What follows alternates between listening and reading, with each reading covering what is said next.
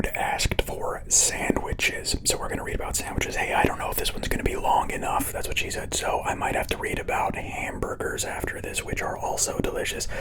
I eat sandwiches way more than hamburgers, though. So these are a bigger part of my life, so I should read about them first on top of it being Sloot's request. So thank you for this one. Excellent request. Here we go. A sandwich is a food typically consisting of vegetables, sliced cheese or meat, placed on or between slices of bread, or more generally any dish wherein bread serves as a container or wrapper for another food type. The sandwich began as a portable, convenient finger food in the Western world, though over time it has become prevalent worldwide. Am I in frame? I hope I'm in frame. I'll back up a little bit. The definition of a sandwich varies between national varieties of English. In American English, the word has broad usage, including any filling between two pieces of bread, while British English, and also some other English varieties, such as Australian, adopts a narrower definition of sandwich, requiring the bread to be sliced from a loaf, and other words are used for other forms of bread served with fillings. Really quick, what bread isn't sliced from a loaf? I'm confused there. With fillings such as roll for a filled bread roll. In the 21st century, there has been considerable debate over the precise definition of sandwich, and specifically whether a hot dog or open sandwich can be categorized as such. Hey, open sandwiches are bullshit, right? It has to close. That's it. End of discussion. Open sandwich is not a sandwich. You got like a weird sandwich pizza thing going on, but it's not a sandwich. And yeah, a hot dog is a hot dog. Let's not go to Crazyville over this, okay? Hot dogs are hot dogs. Hamburgers are a type of sandwich, though. That's where I draw the line. In the United States, the Department of Agriculture and the Food and Drug Administration are the responsible agencies. The USDA uses the definition at least 35% cooked meat, and no more than 50% bread for closed sandwiches, and at least 50% cooked meat for open sandwiches. Okay, what are we talking about? What about peanut butter and jelly? It's literally the staple sandwich of the universe, except for Canada. They probably have mac and cheese sandwiches. That's their staple, right? Kraft, of course. For closed sandwiches, and at least 50. Yeah, so where do we draw the line there? Because a peanut butter and jelly sandwich is a sandwich. There's no meat, let alone cooked meat, raw meat, whatever. Sandwiches are a popular type of lunch food taken to work, school, or picnics to be eaten as part of a packed lunch. The bread may be plain or coated with condiments such as mayonnaise or mustard to enhance its flavor and to enhance its flavor and texture, as well as being homemade. Sandwiches are also widely sold in various retail outlets and can be served hot or cold. There are both hot and savory sandwiches such as deli meat sandwiches and sweet sandwiches such as peanut butter and jelly sandwich. Thank you. The sandwich is named after its supposed inventor, John Montague, 4th Earl of Sandwich. The Wall Street Journal has described it as Britain's biggest contribution to gastronomy. No way, Britain invented the sandwich, huh? I mean, I always heard it was the Earl of Sandwich. For some reason, I didn't connect the two. You know, just a guy named Earl in a city called Sandwich in Alabama. History. The modern concept of a sandwich using slices of bread as found within the West can arguably be traced to the 18th century Europe. However, the use of some kind of bread or bread-like substance to lie under and over some other food, or used to scoop up and enclose or wrap some other type of food, long predates the 18th century and is found in numerous much older cultures worldwide. The ancient Jewish sage Hillel the Elder is said to have wrapped meat from the Paschal, whatever. Actually, if it's Hebrew, it would be like Paschal. I can't. Oh my God, you can't do Jewish ASMR. It'll be too harsh. Or Hebrew ASMR, right? Paschal, lamb, and bitter herbs in a soft matzah, of course, flat, unleavened bread during Passover in the manner of modern wrap made with flatbread. Flatbreads of only slightly varying kinds have long been used to scoop or wrap small amounts of food en route from platter to mouth throughout Western Asia and Northern Africa. From Morocco to Ethiopia to India, bread is baked in flat rounds, contrasting with the European loaf tradition. Amen. Any bread, it's going in my mouth. Any kind of bread, it's delicious. You know, I've been a bit. Oh my god, I can't get this out. I've been a big fan of these olive loaves. It's like a crusted sourdough with Kalamata olives in them. It's fancy shit. It's like $7 a loaf for this small thing. I get it at Ralph's, I believe. La Brea Bakery, I think. Shout out. Delicious. So there's those, and anything with cheese, obviously, even though cheese messes me up. Where was I? Loaf tradition. During the Middle Ages in Europe, thick slabs of coarse and usually stale bread called trenchers were used as plates. After a meal, the food-soaked trencher was fed to a dog or to beggars at the tables of the wealthy and eaten by diners in more modest circumstances, of course. The immediate culinary precursor with a direct connection to the English sandwich was found to be in the Netherlands of the 17th century, where the naturalist John Ray observed that in the taverns beef hung from the rafters, which they cut into thin slices and eat with bread and butter, laying the slices upon the butter. Sounds delicious. Explanatory specifications that reveal the Dutch Beleg de Bruges open-faced sandwich was as yet unfamiliar in England. I have to stop Brave from giving me ads I don't care about all the time. Initially perceived as food that men shared while gaming and drinking at night, the sandwich slowly began appearing in polite society as a late-night meal among the aristocracy. The sandwich is named after John Montague, 4th Earl of Sandwich, an 18th century English aristocrat. It is said that he ordered his valet to bring him meat tucked between two pieces of bread. It is commonly said that Lord Sandwich was fond of this form of food because it allowed him to continue playing cards, particularly cribbage, while eating without using a fork and without getting his cards greasy from eating meat with his bare hands.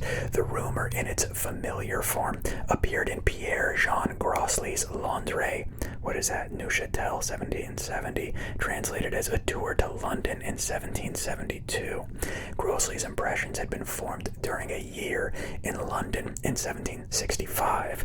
An alternative is provided by Sandwich's biographer, N.A.M. Roger, who suggests Sandwich's commitments to the Navy and to politics and the arts mean the first sandwich was more likely to have been consumed at his desk. Okay, yeah, I guess. The sandwich's popularity in Spain and England increased dramatically during the 19th century when the rise of industrial society, that's how it always goes, sliced bread, right? And the working classes made fast, portable, and inexpensive meals essential. In London, for example, at least 70 street vendors were selling ham sandwiches by 1850. But when did the cheese come into the ham sandwich? That's the question, the ham and cheese. Melted ham and cheese. I need a sandwich. During that decade, sandwich bars also became an important form of eating establishment in Western Holland, typically serving liver and salt beef sandwiches.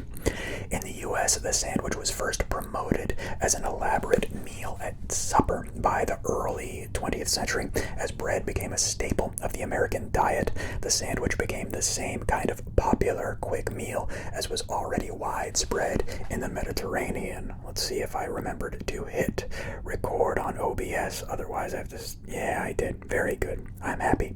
Language. Let's talk about the language. According to the story, following the Earl of Sandwich's request for beef between two slices of bread, his friends began to order the same as sandwich. I love it. The first written usage of the English word appeared in Edward Gibbon's journal in longhand, referring to bits of cold meat as a sandwich. Well, that's not all-encompassing, though, is it? Before being known as sandwiches, this food combination seems to simply have been known as bread and meat, or bread and cheese. These two phrases are found throughout English drama from the 16th and 17th centuries.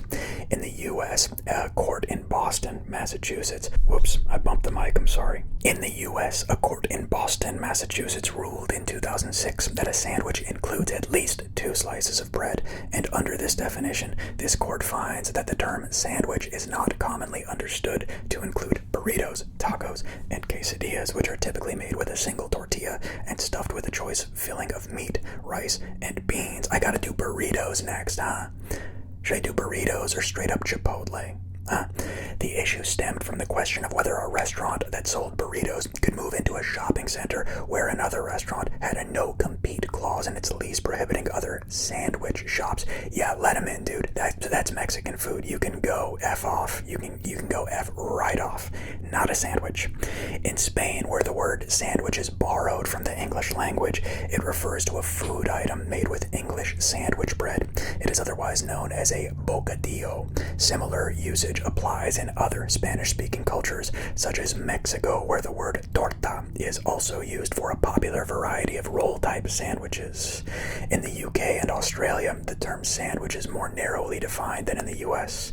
It refers usually to an item which uses sliced bread from a loaf.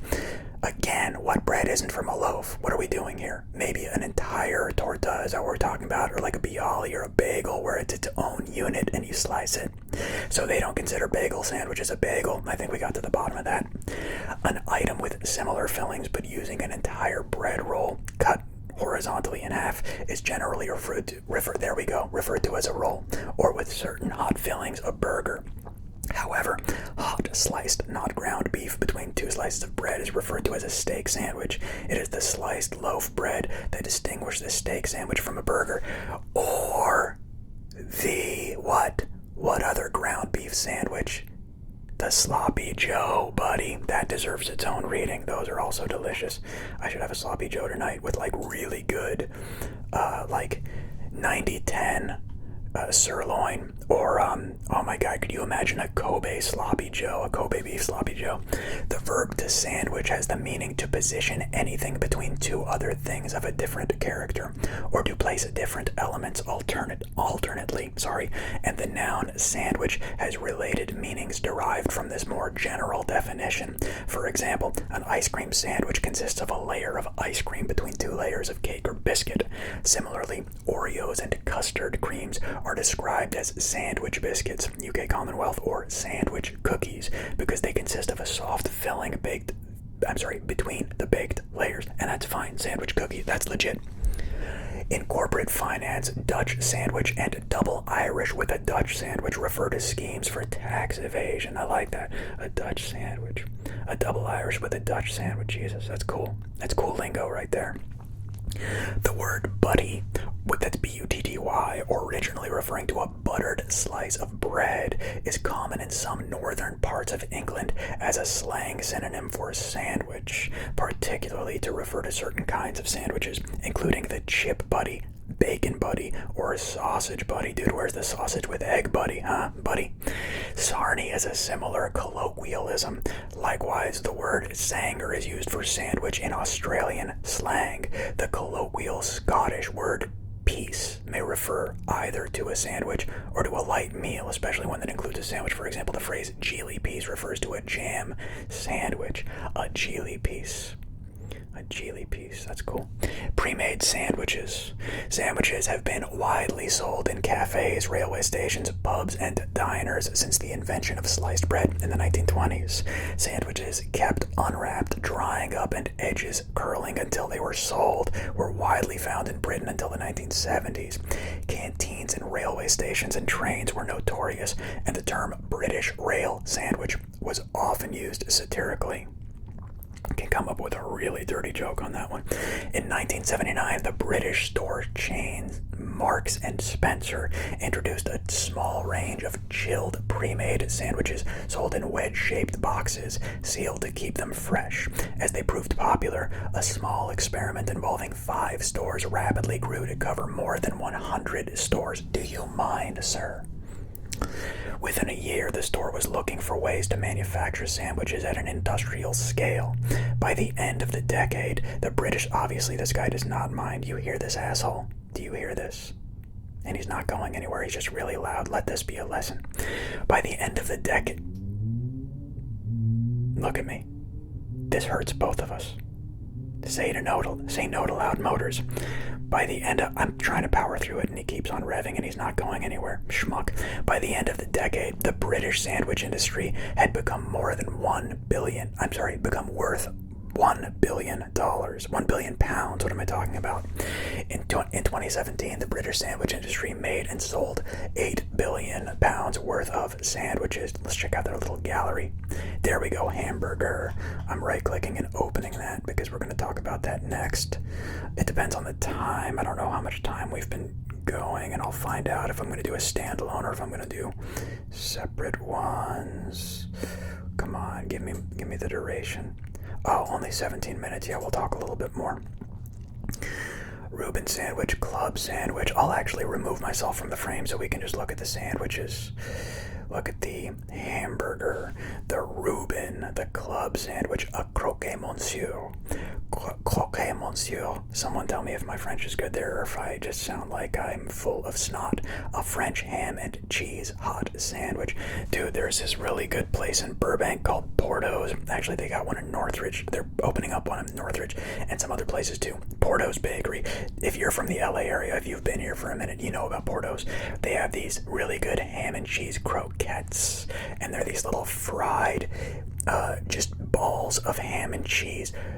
Oh my god, so good. As Rogan would say, it'll knock your dick in the dirt.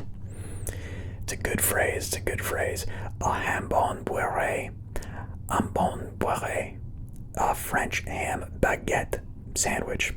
Why are there so many French sandwiches? I have to try to speak French and I'm just sounding like an idiot. A porcelain, a French burger-like sandwich. Peanut butter and jelly sandwich. A Philadelphia-style cheesesteak, a type of sub sandwich. Yeah, sub sandwiches are sandwiches, obviously. That just looks like a hot dog roll. A smoked meat sandwich. I like that. I saw that earlier and I laughed. A smoked meat sandwich. Can you imagine ordering that? Yeah, I'll take the smoked meat sandwich. It's like, who orders it without asking what kind of meat it is? What kind of meat is that? Oh, it's meat. Oh, well, cool. French bread sandwich with fries. Sandwich making. Hey guys, this is a then grilled cheese sandwich, shawarma, delicious, donair, delicious, chicken breast, and an open sandwich with smoked horse meat. And then, okay, hold on. I was trying to just skip this to get back to make fun of the fact that they just have a picture that says sandwich making in the list of all of the sandwiches. There's just a random picture that says sandwich making. Okay. Ironically, sandwiched between two sandwiches, French bread sandwich with fries and grilled cheese sandwich. But let's talk about this horse meat in the Netherlands. Is that common? It looks purple as hell. I thought that was, what's it called? Beets. I thought that was dyed, like a meat dyed with beets right there. An opened sandwich with smoked horse meat in the Netherlands. Wow. Sausage, egg, and cheese sandwich. That's a winner and a half right there. Oh, salmon and cream cheese sandwiches on piece of baguette. That's at maybe one of my... I have a lot of favorite sandwiches, but I think, especially you guys that came here from 4K Foods, you've seen me eat those a lot. Actually, salmon and cream cheese. But come on, I grew up Jewish heritage. Every Jew's waking up or growing up eating that. I think if your parents are from New York and LA, you're probably eating smoked salmon and cream cheese bagel sandwiches with capers and onion. English sandwiches, crustless on a plate. Sandwich with fried egg, tomato, and cucumber. Awesome. Sandwich filled with olives and sliced red tomatoes. I'll bet you that's Israeli. Cross section of a sandwich. Yeah, the green olives find their way into every Israeli dish, which is great. I'm fine with it. I love green olives. I love Israeli green olives, actually. And I remember at Pizza Hut or whatever their pizza place was over there when I visited Tel Aviv, they even had green olives as a choice on the pizza, not just black, green olives, and they're very, very good. The English sandwiches, crustless on a plate. Now that's interesting. That doesn't quite do it justice. I understand what they're talking about with this picture, because yeah, in a nutshell, it is what it is. But I went to this, I think it was called the Tea Cottage. There's a place in Woodland Hills where they hook you up with tea and you have this little like tea party. It's kind of cool. I don't know if it's there anymore. And they bring you out all of these sandwiches cut just like that on various tiers. And there was just like a cucumber sandwich, very light to eat while you're drinking tea and chilling with people. And it's cut in these sections. It's very convenient, like bite-sized sections. I love it. There was a cucumber one. I think there was a cheese one. I don't know what the other one was, but it's a great way to serve sandwiches. I really like it. On a platter, chop them up into triangles so people don't have to feel like idiots at a party, like with a whole sandwich. I would, don't get me wrong. I'm fucking shameless though. I'll walk around with a sub from Jersey Mike's. I will walk around with a meatball sub from Jersey Mike's at a party saying hi to people. And I would love it if other people were that comfortable as well. You know, it would be a better world. Oh, that's the end of the article. I haven't done a trivia question. I'm not going to do trivia questions every time from now on. I think I'm going to make them like sporadic. So you actually really have to listen to find the trivia questions if you want to get pinned at the top. So no, I'm not going to do one on this one. Maybe I'll do one on the next one. But I'm going to kill this. And I'm going to read about hamburgers next, actually, because it's too much. I'm trying to keep I'm going to give you a lot of content, but in shorter doses.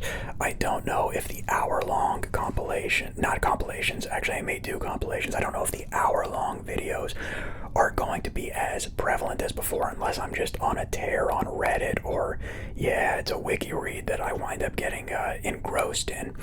But I'm not a fan of just non-stop talking, and a lot of you guys aren't either. A lot of you have actually requested the shorter videos, and even looking at the analytics, you guys don't hang out for the full hour. Very few of you. You guys are the bee's knees. You guys are the diehards. That's amazing. Or you guys are the sleeping. Yeah, what am I talking about? You guys passed out. Nobody listens to this the whole way, do they? Do you? The whole way? That's bananas. You can't. Oh, Bananas Foster. I should read about Bananas Foster. That's delicious too. And Ben and Jerry's. Should I do a Ben and Jerry's reading? I'm on a food kick, guys. I'm gonna read about a lot of food. So I'm gonna go to hamburgers now, and I will say, just goodbye for now. I'm gonna release the hamburger one like really short after the sandwich one. So just go watch that one, and I'll talk to you in the comments. Bye bye. I'm not even gonna. I'll pretend like I'm clicking off because I'm just gonna keep reading here. Boop. Boop. I can't make a boop sound I can't raise my voice because it's supposed to be like really quiet. Boop. Okay.